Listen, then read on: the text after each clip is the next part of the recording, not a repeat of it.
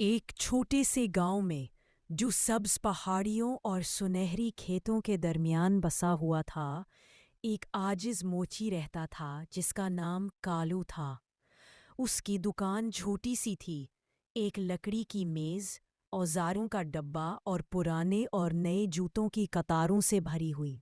कालू अमीर नहीं था, मगर गांव के सब लोग उसे बहुत चाहते थे क्योंकि वो हमेशा मुस्कुरा कर मिलता और बड़ी मेहनत से काम करता। कालू हर किस्म के जूते ठीक कर सकता था, किसानों के भारी जूते, दादी अम्मा की नरम चप्पलें या बच्चों की फटी हुई सैंडल। लेकिन उसमें एक खास बात थी, वो जूतों में कहानियां देख सकता था।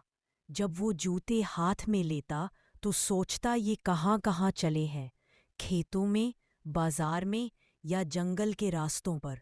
यही वजह थी कि उसका काम सबको खास लगता, क्योंकि वो सिर्फ जूते नहीं बल्कि उनके ख्वाब भी सुनवारता था। एक दिन एक नन्हा लड़का अरुण भागता हुआ आया। उसके जूते फट गए थे।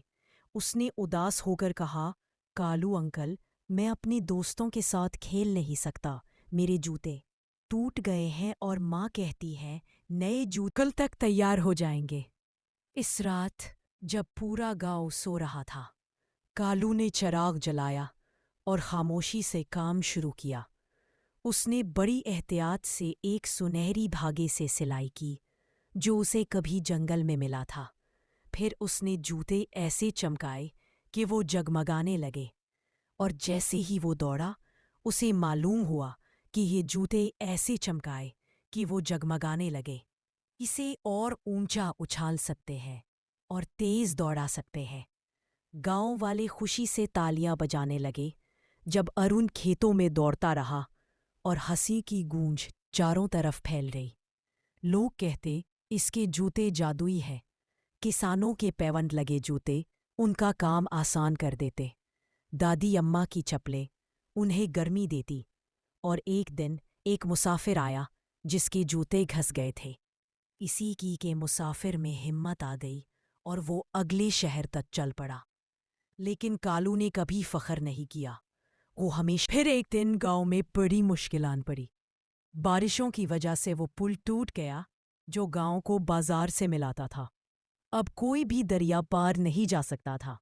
लोग परेशान थे कि खाने पीने का सामान कैसे लाएंगे। इसी वक्त अरुण ने कहा, कालू अंकल, शायद मैं मदद कर सकूं। कालू की हौसला अफजाई से अरुण अपने जादुई जूते पहनकर पत्थरों पर छलांग लगाता हुआ दरिया पार कर गया। उसने रस्सी और औजार पहुंचाए।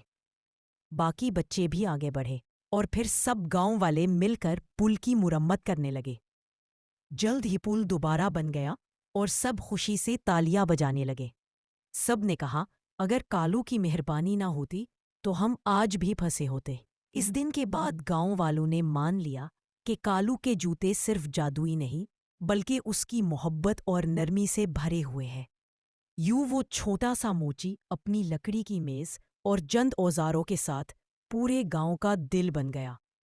जब भी कोई उदास होता, वो कालू के पास जाता और वो उसे याद दिलाता, अच्छे जूते तुम्हें दूर ले जा सकते हैं, मगर अच्छा दिल तुम्हें और भी आगे ले जाता है।